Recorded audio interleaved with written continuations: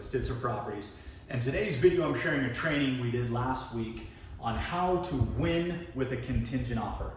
So in today's training, and again, what I'm gonna do is give you a quick 2-minute overview of what we do. If not interesting to you, go ahead and turn it off. If you think that learning more about this is valuable, then go ahead and watch the whole video, okay? But really, the one thing we want to understand when representing buyers is just acknowledging and embracing the mindset of the seller, okay? And so in doing so, in today's video, we're gonna dive into addressing in your offer package the unknowns. And remember, these are the unknowns from the seller's perspective when they receive a buyer that has a contingent offer. Number one is, how long is it gonna take to sell your house? Number two is, how do I know that your house is priced right? If I'm gonna take mine off the market to sell it to you, how do I know that your home is priced right or that you're going to price it right? Number three is, will your buyer's home or will your buyer's home be contingent? Ooh, that's a messy sentence there, but is it an endless chain? Am I committing to all these unknowns, right? And then number four is, hey, there's just too much uncertainty with your contingencies. I don't have enough control over inspections. I don't have enough control over appraisal. I don't have enough control over your buyer's loan approval, right? So, and also your HOA approval. So really, as sellers receive a contingent offer and they start thinking through it on their own, these are the core issues. These are the unknowns. These are the risks that make them feel uncomfortable.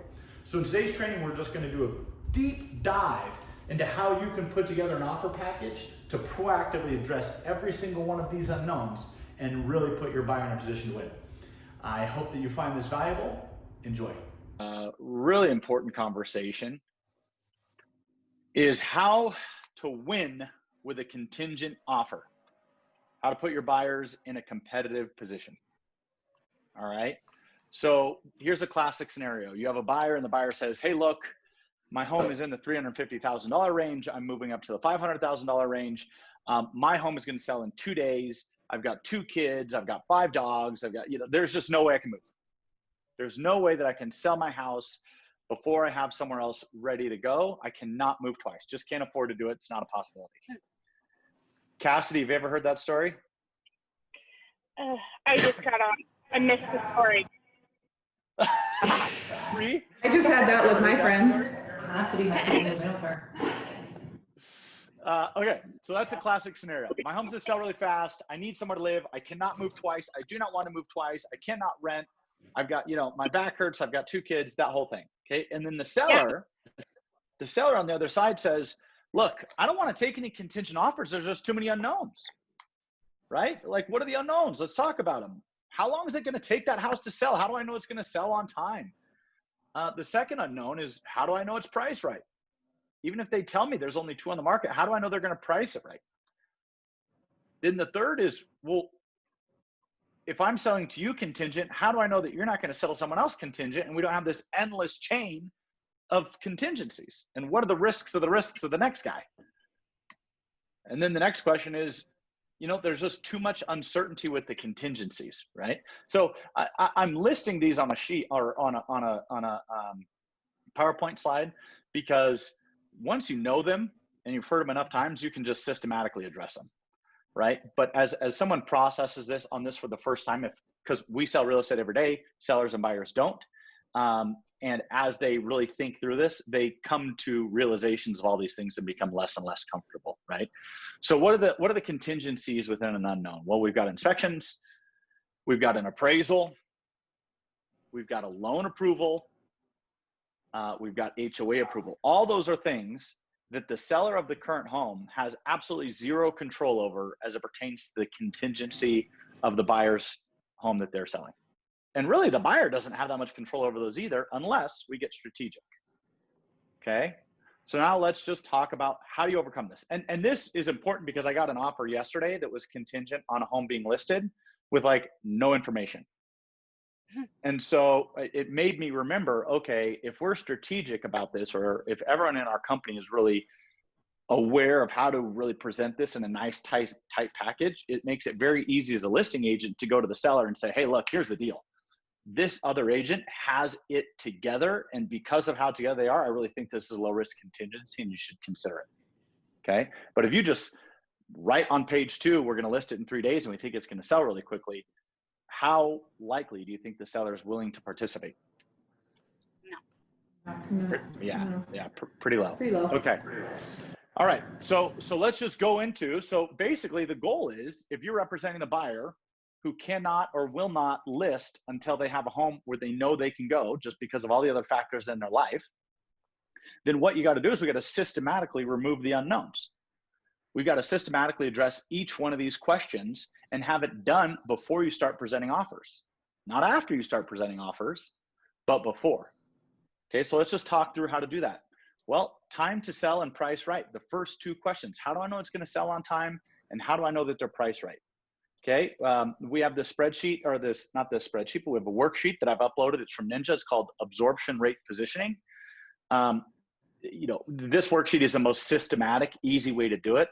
I got to a point where I just was handwriting it on the back of a CMA with people together. But if you walk through this step by step, here's the thing. Number one, we're going to define the playing field through the buyer's eyes. All right. So let's say that classic situation, someone's buying or selling their 3-bed, 2-bath, 1,600 square foot single story home in Damani Ranch. I mean, we've got a pretty wide pool of homes to choose from, right? But from the buyer's eyes, who's looking for a single story, 3-bed, 2-bath, 2-car garage in Damani Ranch, we have a pretty robust market to choose from. Okay. So what we're going to do is we're going to look at how many 3-bed, 2-baths, if it's a 1,600 square foot home, we want to know how many sold in the last 12 months that are between, let's call it 1,500 and 1,700 square feet. So we're going to bracket that. So if we just run with the Damani Ranch example, I bet you 200 of those sold in the last 12 months. It sounds like an exaggeration, it might be, but let's do math easy. Let's say 120. Okay, so we're going to say 120 properties sold. And let me do my little pointer here. We say 120 properties sold in the last 12 months. Okay, so that means the sales rate, the absorption rate per month is 10 units. Does that make sense? Everyone following me? Yep. Okay. Then we're going to go to the number of properties currently for sale. The number of properties currently for sale in Damani Ranch, 3 beds, 2 baths, single story, 2-car garage, 1,600 feet are 10. Probably right now, there's probably like 5. Yeah, 2. Okay, fine. 3.5. 2. Fantastic. There's 2. Plus your property, that makes it 3. Okay. So if we say, hey, look, and this, by the way, is how you get a listing, in my opinion. This is like the easiest way to help someone substantiate pricing. If they go, hey, how long is it going to take? How do we do this? Da, da, da. Here's the absorption rate. Here's the chances it's going to sell. What are your goals in terms of timing? How quickly do you need to sell? We use this formula to work your way into pricing. This is it. This is the crux of the whole thing, in my opinion. There's a lot more to it, but this is how you get aligned with a seller on price. Okay. And we say, plus your house, now we have 3 homes. Okay, so at current sales rate, 10 a month, the time required to sell all current properties. Well, if there's 10 a month selling and 3 available, someone do that math. What's 3 divided by 10? 33%. Okay, 0.3. 3 divided by 10 is 0.3. 3 times 4 weeks. Somebody tell me, okay, I'll do this. 0.3 times 30 days is what? Come on. 0.3 times 30 days is? I'm just gonna blurt it out. 9. Just teasing. Yeah. 9. 9. Okay. Let's have some fun. Come on. I don't know if his brain goes, so it's, I mean, I get. Well, no, because it's 0.33, not 0.3, because 3. That's right, Olivia. Yeah. 0.333 is 9.9 days, or 10. 0.3 is 9 days. You guys, the point is. Okay, I said 10. I'm like, wait, what? I know, I was like, how do I not know math? In this example, absorption rates would say the home's going to sell in 10 days. We're going to go into contract in 10 days. Yeah. Okay, you may just need to be able to stop there. But okay, so we have 10 days of inventory on the marketplace. So your odds of selling within 30 days through the buyer's eyes, basically at monthly sales rate, is like 100%. Right, as long as you price right, right? Oh, that's correct. So that's why we get into number 7. So, and then the question of the seller is, how do I know it's priced right? Well, we're going to value position the property versus the competition through buyer's eyes. And Cassidy, before you got on the phone, I talked about how you and I started a conversation on your current listing that is in contract at 360. What was the original price? Was it in the 340s or was it in the 330s? Wait, original price that I thought we should list at? Yeah. $349. Yeah. Okay. So Cassidy originally thought 349, and at 349 we were pushing the market a little bit still, correct? Yeah. Okay. So we were pushing the market at 349, but we sat together and we went through buyer's eyes pricing. So what does that mean? We looked at the condition of the interior and we looked at the condition of the exterior, and we ranked it amongst the most recent comps, and we ranked it amongst the active competition. So we gave it a rating. This specific home was number 1. Okay. Location. This specific home is up by McQueen, where a lot of the comparable sales literally backed up to me, and their backyard was against man. This was an interior lot. So relative to the competition, all of which were backing to man, this one was number 1. The size of the lot and house. Well, there were a bunch of model matches, so the size was the same, but this lot also as big as the other. It was a premium lot in terms of size. So there were 2 others that sold for premium prices with bigger lots and really, desirable backyard landscaping. But here's the neat thing about this one. This one on the driveway side, you guys, had like 30 feet wide and an unobstructed access to the side yard. So what did it have that none others did? Someone tell me, if you have 30 feet wide and unobstructed access to the backyard, what do you have? RV access. You have RV access. So now by studying that, we're able to say, holy smokes, all these comps say 342, 343, 344. We're going to push a price to 349 because it's got a nice kitchen. But by studying size, lot, and house, we realized that we have RV parking. We just added the price to 10 grand right there. I mean, that, Cassidy, was that not it? I mean, did we basically say, confirm that you can pull in the backyard and raise it to 360 if so? Yeah, absolutely. Right. Okay. So anyways, this worksheet, you guys, gives you the basis of conversation to engage with a listing agent, to give them the tools to go to their seller and say, these people know what they're doing. They've thought through it. They're reasonable. Their pricing is knowledgeable, right? All you got to do is follow this process. Okay. Then features and amenities. In Cassidy's specific example, we looked at the quality of her backyard versus the most expensive home in the neighborhood's backyard. The most expensive home in the neighborhood backyard was a little bit better. However, it backed to the busy street. So we kind of gave those a little bit of a wash. Okay, so you give it a ranking and then you give it a price. Okay, so this is in this market where it's super easy on some of these houses, this gets very simple. But in a more competitive environment, let's say there's 2 months of inventory and you need to sell in 3 weeks, then this process becomes very important. Because if there's 2 months of inventory you need to sell in 3 weeks, then that means you got to be in the top. I should have done the math easier. Let's say you got to sell in 2 weeks. Okay, if you got to sell in 2 weeks and there's 2 months of inventory, that means through buyer's eyes, you have to be in the top 25% of inventory. Okay, said better way, if there's 8 homes available, including this house, you got to be in the top 2 in your value proposition. It doesn't mean you have to be the top 2 in terms of cheapest. You have to be the top 2 in terms of value proposition. So what that means is between condition, location, size, feature, and amenities combined with price, the buyer's eyes have to say, this is the top 2 in terms of value. Does that make sense? Yep. Okay. All right. So then you have this odds thing, this odds down here, the value position through buyer's eyes odds is something to do with the seller. I just screenshot this worksheet. But if you do this work and you present the substantiating information to the seller on a contingent property, number 1, does anyone disagree with me that the listing agent's going to say this buyer has got their stuff together, this agent's got their stuff together, and I give this a much lower risk? Does anyone disagree with that statement?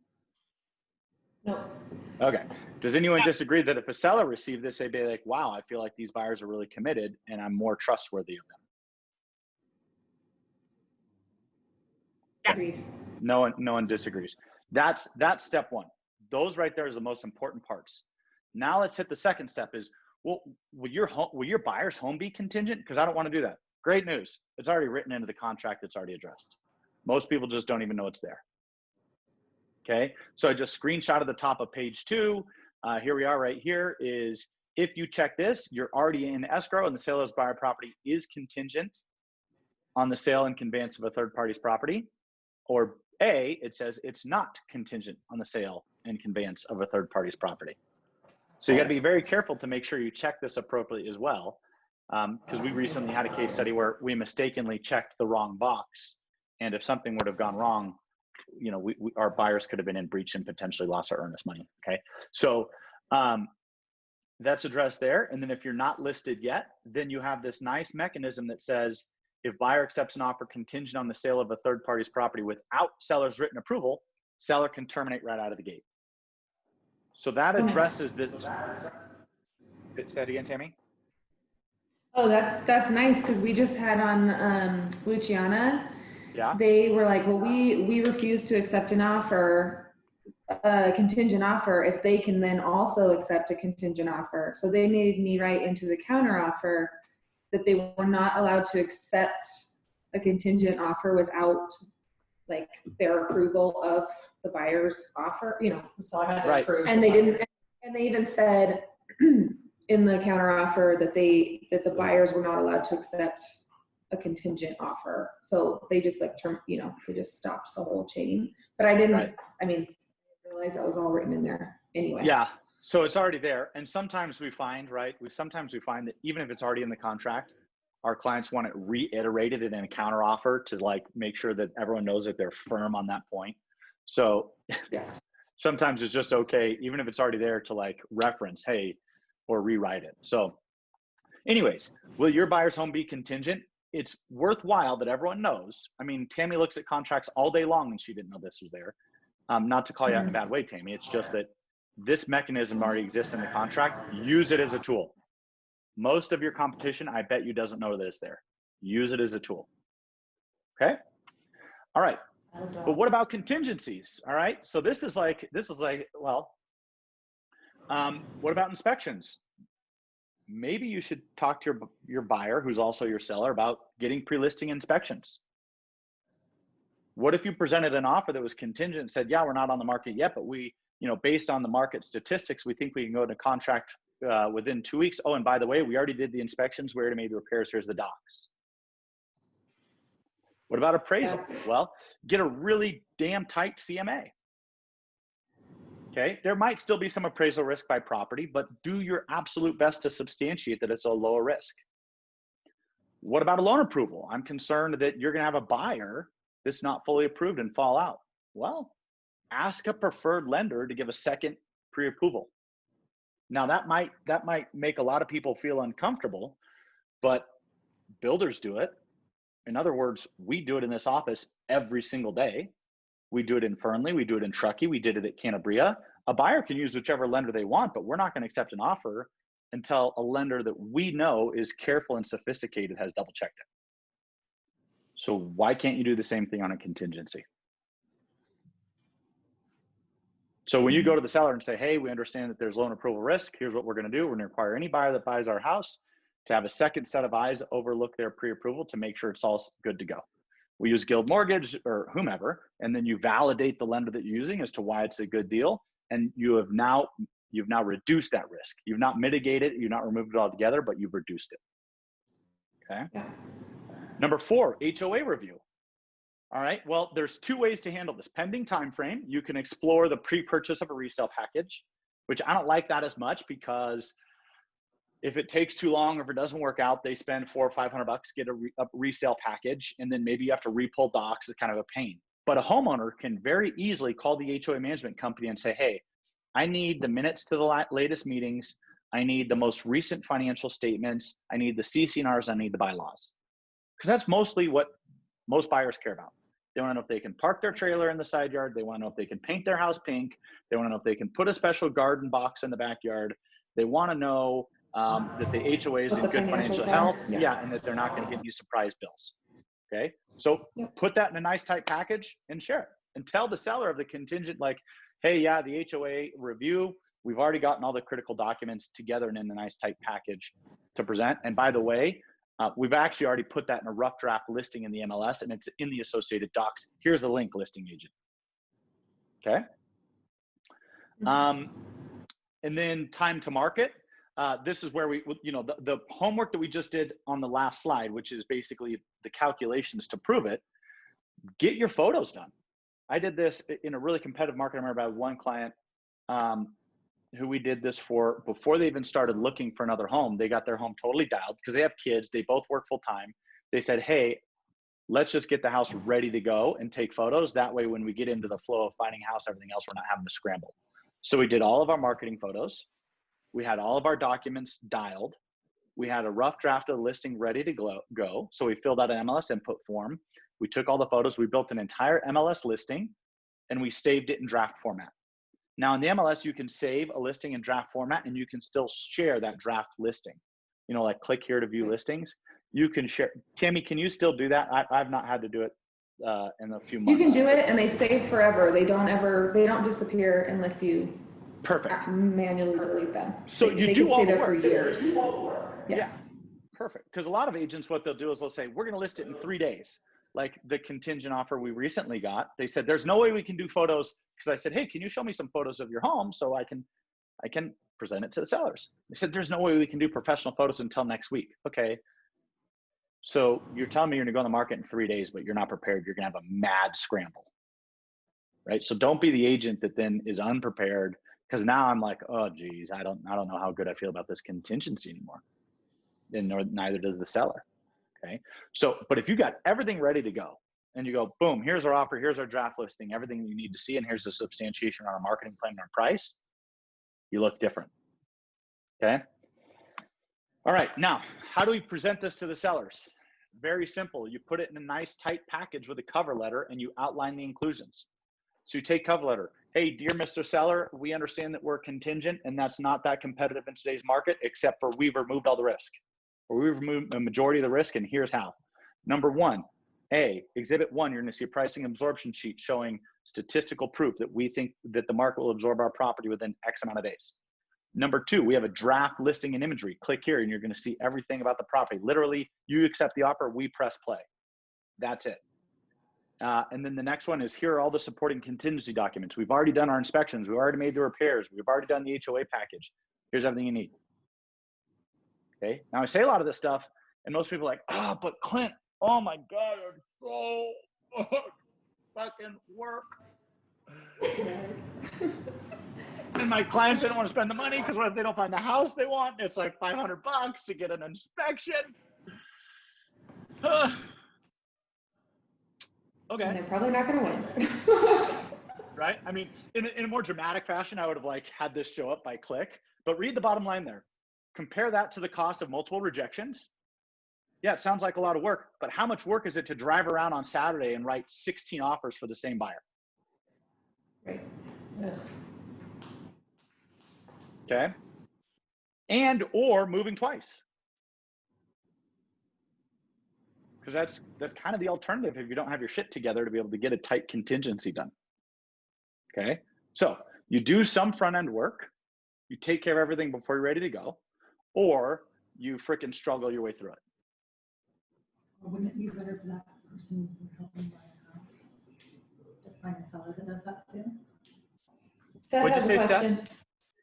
No, I'm thinking that, okay, so you're saying that the person that you're trying to do the presentation for the sellers, that you're obviously listing their property eventually, and they're asking, well, what about all this upfront work and expense? But wouldn't they want to find a home that the sellers did all that for them too? That would be a good point to, to let them know that what if we find a house and the sellers, you're looking at purchasing that house, what if they had it all dialed like that? How would you feel about that? That might make them feel better, like, oh. Yeah, they already had inspections. That's awesome. wow. That's one less thing that we have to do. And, and then that would be another thing to put in your presentation to say, here's another way to look at it. Totally. It makes the contingent home that much more marketable. Right? Right. Yes. Yeah, 100%. and you look just so much more professional. Yeah. 100%. Well, because then you can have someone who presents you an offer and you can say, well, look, we've got inspections here. Obviously, we encourage you to get your own, but do you really need 14 days? There you go. You know what I mean? Okay. So here's the benefits. I've said them a few times. Number one, take the time it takes so it takes less time. Don't be a victim of, oh my gosh, there's not that many homes on the market and I've got a contingent seller, so we're just going to wait it out, or a contingent buyer. Don't be that practitioner who doesn't get deals done because you're a victim of tight inventory. Okay. Look like the ultimate pro to your clients. There were multiple times. I can think of one specific client I did this for, and they were in the upper end, and they had someone present a contingent offer to them, and they're like, oh my gosh, this is the most unprepared contingent offer we've ever seen. We are so thankful to have you. This other agent looks sloppy. Okay, so look like the ultimate pro to your clients. Number 3, earn the trust of the practitioner on the other side. Okay, Tammy can attest to this, but we had a deal where we just closed one in Wingfield Springs. I won't necessarily name the agent, but to a lot of agents, this specific agent is like a bulldog. Like if she decides that you're not professional or she doesn't like you, she'll just straight tell you, I'm not going to do business with you, and we're going to cancel this transaction. And she's been around forever. Yeah.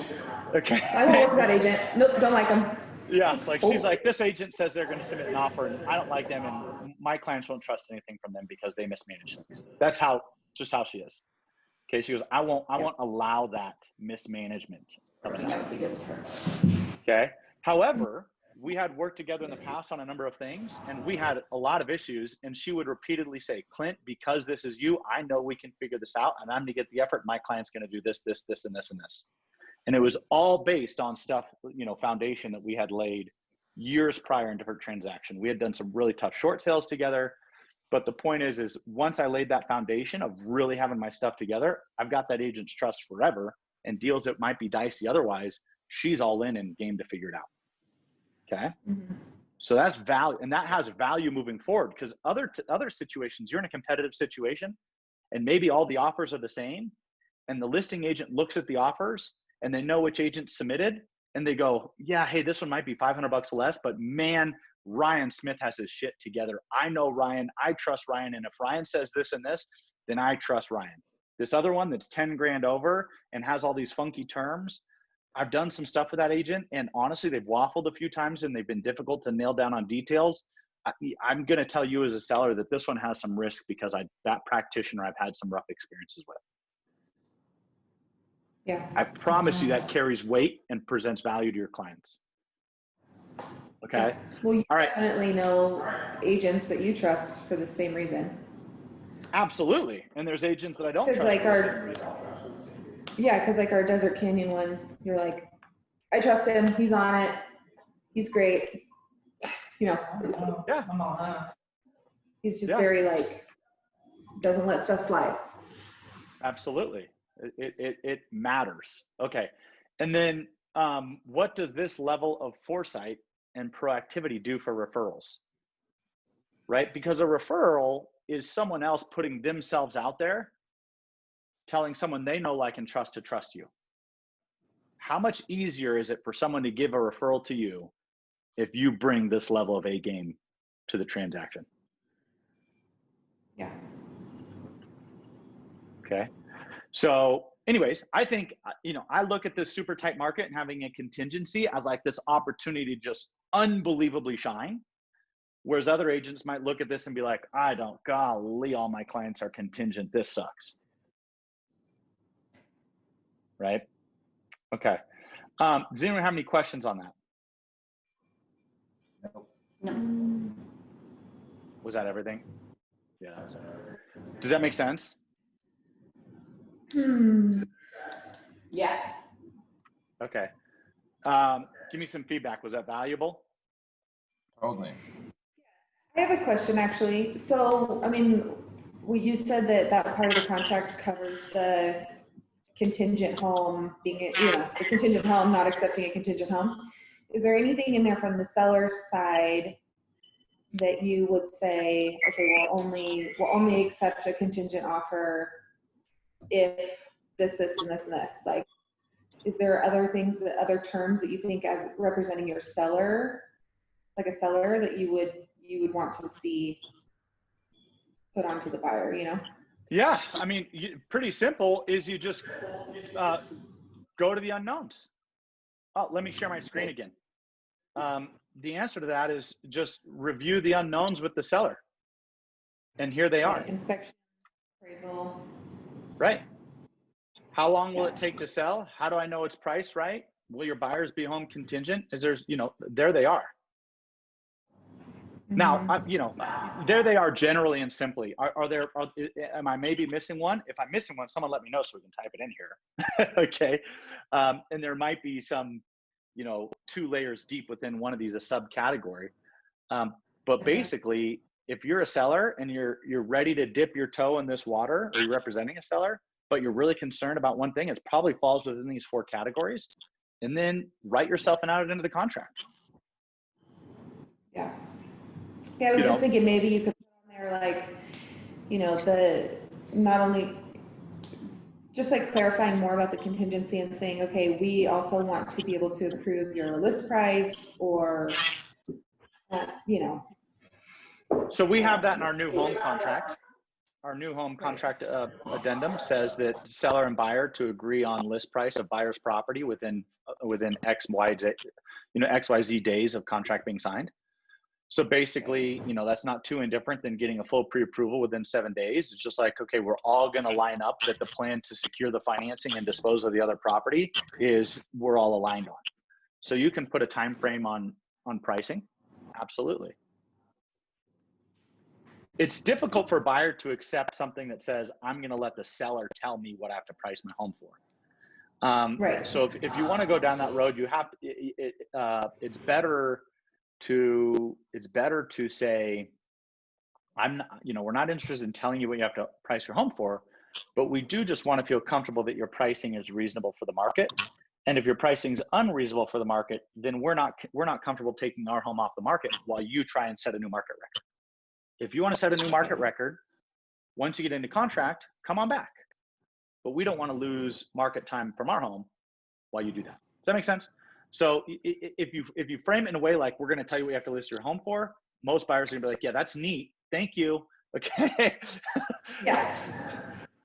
That I've overcome. I know, that I definitely, yeah, I was just gonna say, I agree. Sometimes you get a seller that says, well, I don't want them to do this, and I want to make sure that they're allowing showings, and I want to make sure that they got professional photos, and I want to make sure, you know.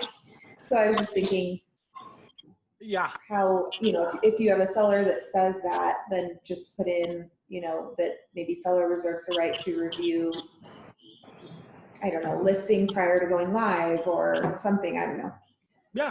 yeah, and just treat it like a pre-approval timeline. Just give everyone 7 days to get everything done and feel good about it. And if the seller, for some reason, within those 7 days looks at it and doesn't like it, they've got the chance to say no thanks.